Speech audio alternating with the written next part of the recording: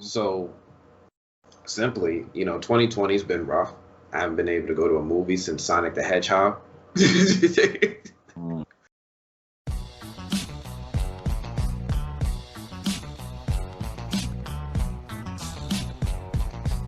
Right? So I've been watching a lot of Netflix, and I've actually been using that video section of my Amazon Prime account that I forget is really, really totally worth that subscription price when you put all this stuff together. I've been watching Hulu, watching movies on Hulu, um, and all these other streaming platforms. And what's really interesting is now that they've given their annual earnings reports, we're actually seeing how much we really indulged in streaming platforms over the past year. Mhm. The pandemic was bad for theaters, but it was great for Netflix. Like these guys pulled in like another 20 million subscribers. Mhm. Mhm. Just think about that for a second. If we Mhm. had 20 million subscribers, I mean, yeah, they pulled another 20 million. You already at the top, right? How yeah, did you find 20 million more people? yeah. I mean, look. All of this stuff is temporary, though. Like people just don't realize human behavior. Hmm. And the human behavior is the fact that we will react when our environment and our situations change, right? Okay. That's basic fundamental stuff. Right. We have been confined for the most part to be indoors. Therefore, we adapted. When this pandemic is over, when things are open, and keep in mind, let's also keep an account, once things start opening up, you're gonna start seeing a whole lot of these businesses adapt. Friend of mine is a GM of a local theater, and they are revving up all their marketing tactics for their grand opening, new prices, new sales, new Buy one, get one program. You know, free. right? They doing all these things obviously to entice people back. And guess what? Being confined all day, people will go back out to theaters and other I places. don't know. I don't know And about theaters. all I'm saying is that um, a lot of these booms that we're seeing with streaming and stuff, it's temporary. I'm not saying they're not gonna go away. I'm not saying they're gonna go away. I'm just saying it's a temporary boom. The same way I would say that the toilet tissue industry and the disinfectant industry has gotten a huge spike. Ain't nobody about to keep buying all these things out after the pandemic. They're not gonna go out of business, but that spike is going to come down. It's I going to don't know. plateau. And it's the same thing with streaming. So many, because I'm sorry, there's too much money, way too much money to be made in the theater business There for is a for the lot of money. studio, for the For the studios. really? I'm not saying for the theater companies, because the Okay. theaters could still suffer. I'm talking about for the studios, for them to sit here and say, hey, here's $200 million. Let's put it on this streaming platform. And maybe we'll get, X amount of subscribers. But then again, keeping those subscribers can be a tougher task versus, hey, let's take that 200 million, put it in one movie. That one movie gets us $1 billion, No. and then we can use that to fund other stuff and maybe fund another $1 billion movie and another $1 billion movie, et cetera, et cetera. The math just does not add up for long term. That's all I I'm saying. Just all I'm long term. saying is it worked out great for Netflix. They don't put For movies now, out. No, no, no. because there In was no general, competition. they don't There put was no movies out. competition. They don't put Everybody's movies playing out. catch up. No, no, no. Hold on. Netflix as a studio does not put Sure. movies out in theaters, and they're doing fine. Right, because there's no competition. No, not Everybody, regardless. They were doing fine before. what They've I'm got saying is all their originals. because they own the niche. They own the niche. There was no competition. So that's where You I'm saying that these studios are going to sit here and sure, you're going to see a spike of people going to theaters initially. But one thing you're going to see is also that people who are confined inside are not about to sit there and run in troves and repeatedly go pay to get confined inside another space for 2 hours at a time. It's not going to be sustained. Once that is never did over, that anyway. people, People didn't do that in the first place. That's not what people did. People would go to theaters. I would say outside of me and you or anybody in this type of industry or whatever. You're talking about like 3, 4 times in a year, you'll go watch a big blockbuster movie. And maybe a little bit more if the local theaters start doing like the $5 Tuesdays. Because I don't know about you, but when AMC, Marcus Theaters, Regal, when they started doing $5 Tuesdays, them places was packed. Every Tuesday was packed. Listen, and that was like a weekly thing for some people. We shall see. I'll give you one thing, just for people out there, like, streaming is not going to kill the movie industry or the theater industry the same way how carry out and food that gets delivered to you, the prepackaged food and stuff.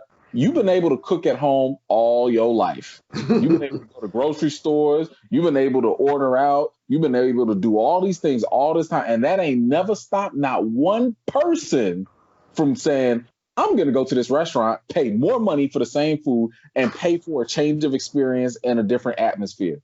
People are going to go back to the theaters because it's an experience, it's an event, it's a change of pace. They're not going to go every single day, but nobody went every single day anyway. They're going to go when it's a Friday night, when it's an anniversary, it's a hot date, whatever, and it's going to go right back to the way it used to be, except we're going to have better quality on streaming now because the companies are actually focusing on streaming.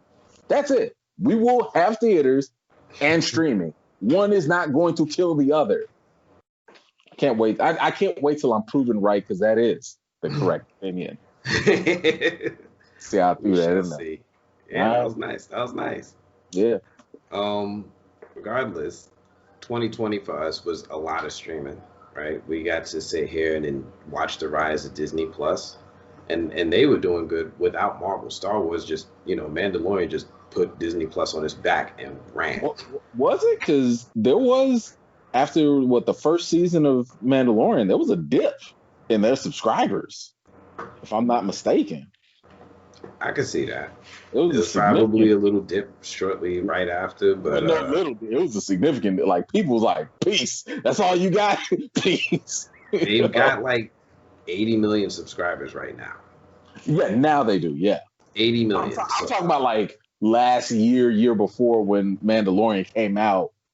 After that couple of weeks, it was dead. My point being is that there were no Marvel shows to help on 2020, right? They got like Endgame early on, but even some of their other films took time to land on their service. I think the biggest release over the summer for them was Mulan, and that's a whole other story about that release. Still don't care to watch it. You didn't see it either, right? Like, it's not even behind the paywall anymore, but the whole idea. Bro, I had a whole screener for like 4 months, and I was like, I'm good. Yeah, I wanted to see it until they put the paywall, and now I was like, all right, I'll wait for Soul. You could just wait. Yeah, but that's the other thing I was kind of talking about also, is like, with theaters, there was an incentive to go watch things early because you get to go see it early. Right. And the viewing experience was, for the average person, better because everybody ain't got a home entertainment system set up.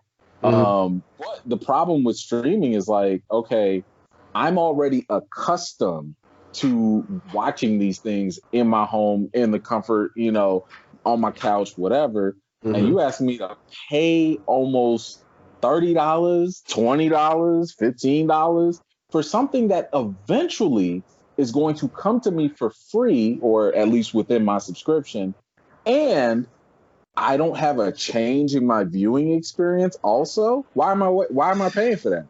Like, at least I'm paying for early access, and I'm paying for a change of the experience and atmosphere with the theater. But for streaming, it makes even less sense, because it's like, why do I need to, for what? The closest you'll get is maybe the Marvel stuff, and that's only because the fandom is there and they gotta see it first, or Star Wars. Outside of that, man, if you were to sit here and say that, I don't know, Toy Story 5, was coming out and you can watch it early or you can wait 3 more months, people gonna wait them 3 months. They ain't gotta pay no $30 for that. No.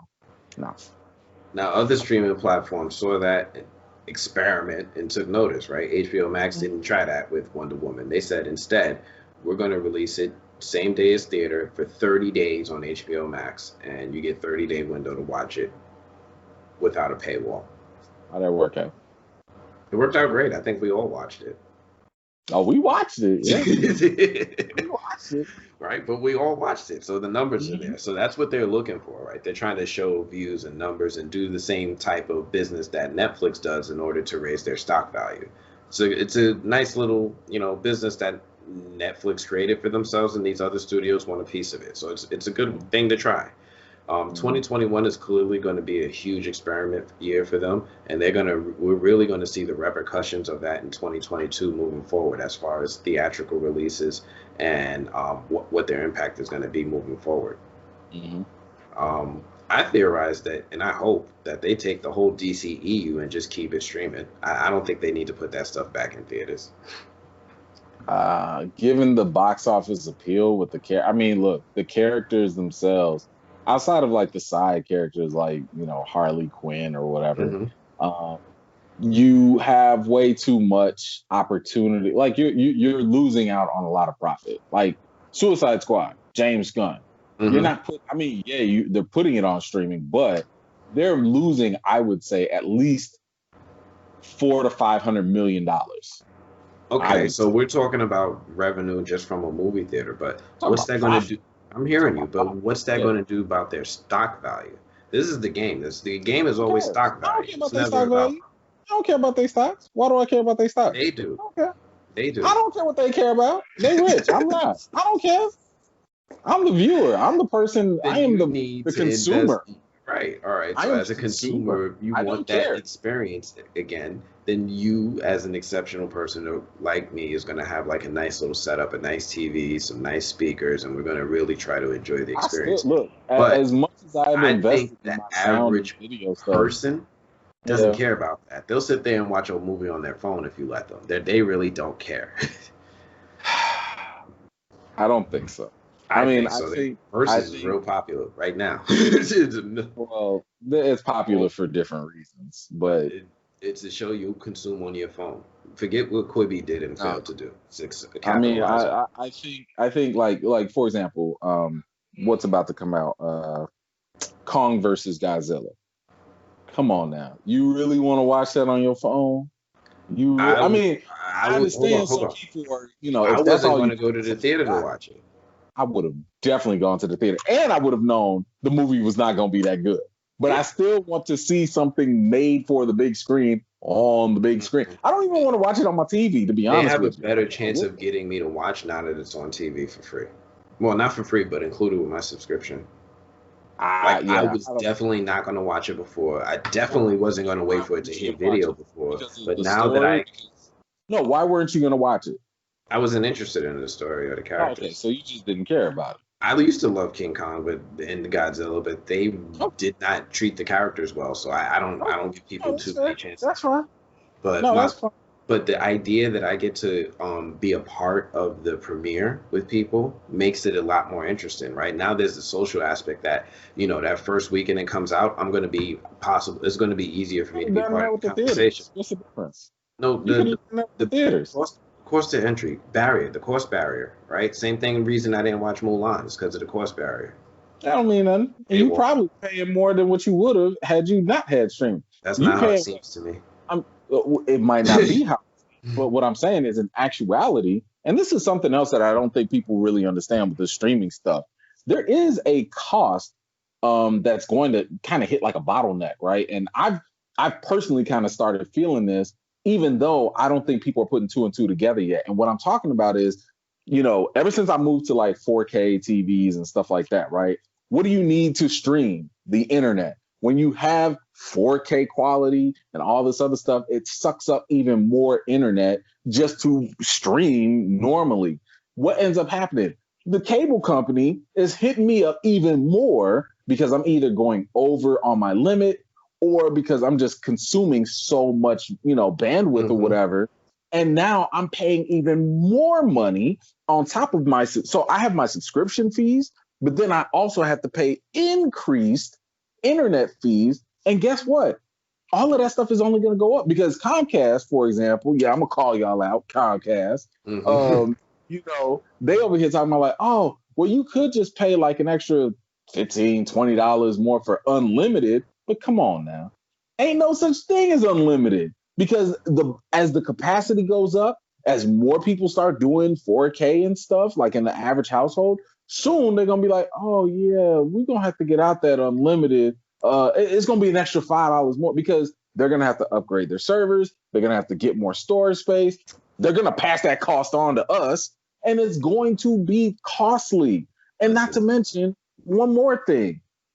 We are only dealing with all this stuff because they're only what? Netflix, HBO, maybe Disney Plus. Let's just say that's your minimum 3.